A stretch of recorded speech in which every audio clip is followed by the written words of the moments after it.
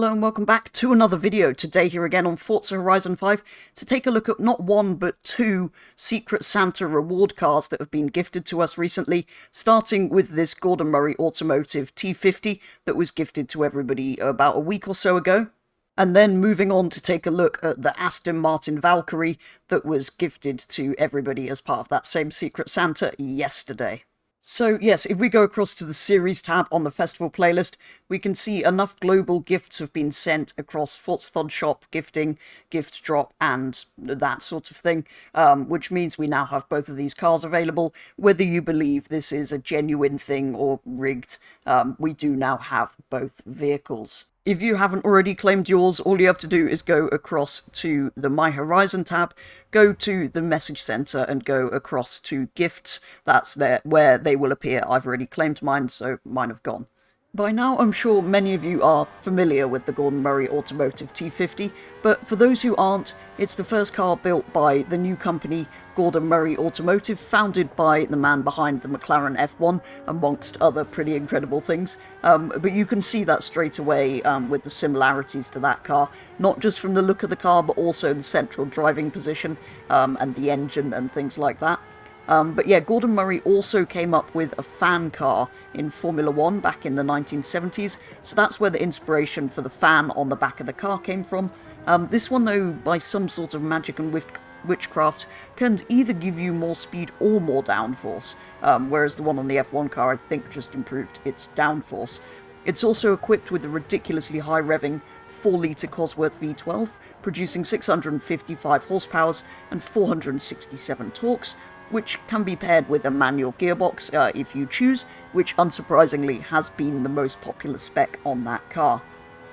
For some reason though, just like in Motorsport, this one doesn't have a shift animation, and that's not because they've put an automatic version in.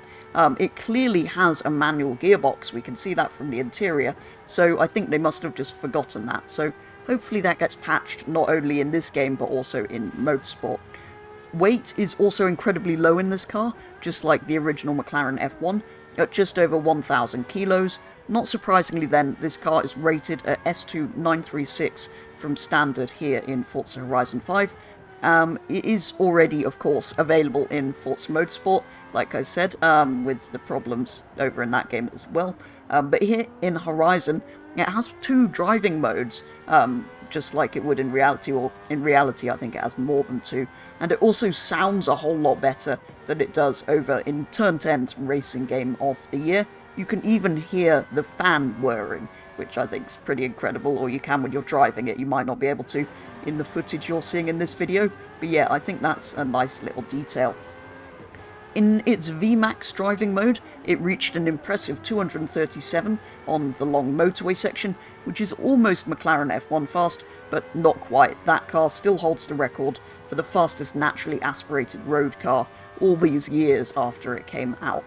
And in downforce mode, it's absolutely incredible. It feels like it has infinite numbers of downforces and will never come unstuck from the road. The speed you could take through the corners was pretty incredible, and with that noise as well, it was just a brilliant, brilliant fun thing to drive, despite being quite so fast. Usually cars of this speed I don't enjoy quite so much. Interestingly though, this particular example seems to be modelled on one of the prototype vehicles, with a sort of mismatched interior to kind of show off what options would be available, and extra wires and cut-off switches around in some of the boots that are available in this vehicle. It's available in a small selection of manufacturer colours, but I think they're all rather nice, actually. There's the silver that we're gifted it in, there's the red, which I think looks absolutely fantastic, the sort of icy blue, the black, and the dark blue.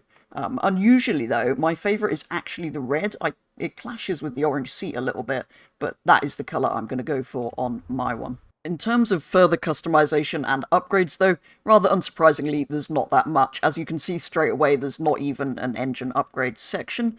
In conversion, you can't engine swap it, but you can all-wheel drive swap it and twin turbo it. Not that I'm going to. You can, of course, put Forza Aero on it, which on the front I actually think looks quite good, because the front's kind of a little bit bare, I think, and a little bit it's really sort of clean and simple at the front, and then mad at the back, so I actually don't mind that too much, but I'm not going to do it. However, the rear aero on this car looks particularly stupid, even for Forza Aero, so let's just leave all of that alone. You can, of course, do your usual tyre compounds and tyre widths, which might be worth a quick upgrade, and track width, which I don't believe you can do in Motorsport at all, so that's rather handy to have. There's a couple of drivetrain options. You can do the transmission and the diff, but none of the other stuff. And a couple of handling options. You can only do springs, but yeah, it's already on race, so I don't know why you would. And you can bring weight down to sub 1,000 kilos, which is pretty impressive, but it's already light. So I think we'll probably leave it like that. From one Cosworth V12 engined car to another then, onto the Aston Martin Valkyrie, which has another different bespoke engine from that company that's known for tuning Fords.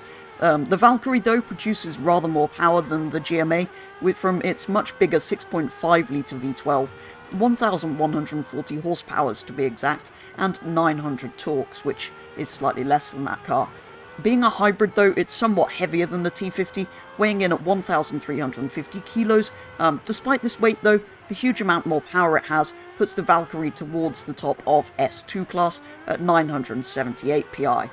Just like the GMA, the Valkyrie is rear-wheel drive, and just like the GMA, I've also driven this car in Motorsport, where it is quite simply a death trap, which I don't think can possibly be realistic.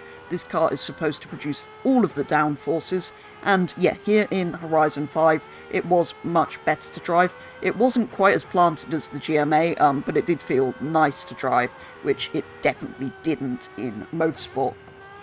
By now, I'm sure many of you are also familiar with this car too, just like the GMA, but for those who haven't followed it, it's been around in one form or another for years, and has only now finally gone into production. But there's so many clever bits of engineering that have gone into it. Basically, all you need to know about it, apart from the mind-bending headline figures, is that it's a madder, more track-focused version of the Valhalla, which we've had a concept version of in this game since launch, and that the project originally was in collaboration with Red Bull and their incredible aerodynamicist Adrian Newey, which kind of tells you all you need to know about this car, which is why I was surprised it didn't have as much downforce and grip in Motorsport as I expected. It's slightly better in Horizon, but I still don't think it's quite where it probably should be. The Valkyrie also has a rather nice selection of manufacturer colours. There's the nice sort of green that it comes in. There's the two-tone silver with the orange streak, which I think looks pretty cool. There's the carbon fibre, I think that one is. The sort of bluey-green, turquoisey teal colour, which is actually probably my favourite. I just think it's a shame it doesn't have a sort of two-tone bit. And, well, a sort of matte silvery finish. But I think the two-tone, or I'm probably going to go with that. But then you can, of course, use the paint groups to add a two-tone element to it, which I actually kind of like. And in the upgrade shop, again, unsurprisingly, there's not that many options. There's another one missing over the GMA. Not only are there no engine mods, but there's no aero or appearance tab either. So you can do conversion, but again, there are no engine swaps, unsurprisingly. But you can all-wheel drive swap it or twin-turbo it, just like you could with the GMA. How much power does that actually give you? Nearly 1,300. Not too bad. You can, of course, do your tyre compounds and tyre widths, although there's no track width option on this one. There are gearbox upgrades and diff upgrades, but none of the others, just like the other car. Again, there's suspension, but it's already on race, so I don't know why you would touch that. And you can bring weight down to 1,200 kilos, which I think is still more than the GMA, so yeah. But not exactly a heavy vehicle, although, yeah, not loads of options, so I'm just going to leave mine entirely stock, I think. So, as much as I love that tealy colour, I couldn't help but go and do it in the purple that I created a while ago and have put on several cars, with the green accents and the white wheels. But that is going to do it for today's video, taking a look at the two Secret Santa vehicles, this Aston Martin Valkyrie and the Gordon Murray Automotive T.50, both cars that I had driven in Forza Motorsport previously, but both of them sound so much better in this game, and will drive so much better. So super pleased to have them both in Horizon as well. If you haven't gone and claimed yours, make sure you do. They're over in your message center. I don't think they'll disappear, but you might as well go and get them as they are available to you. Stock, they both drive incredibly, so much better than they do in motorsport. In fact, the Gordon Murray Automotive in particular seem to have more downforce than, well, I could really cope with. It was never going to let go. Valkyrie a little more slippy on the rear, but still pretty incredible. Neither of them have much in the way of upgrades, but have some cool manufacturer colours, and this one has the paint groups, which is kind of cool to see. But yeah, that is going to do it for a very first look at these two cars. Probably the best two vehicles in this update, although not quite as good as the DBS that's returning in January, of course. That, though, is going to be all for today's video, so thank you very much for watching, and I will be back with the next one very soon.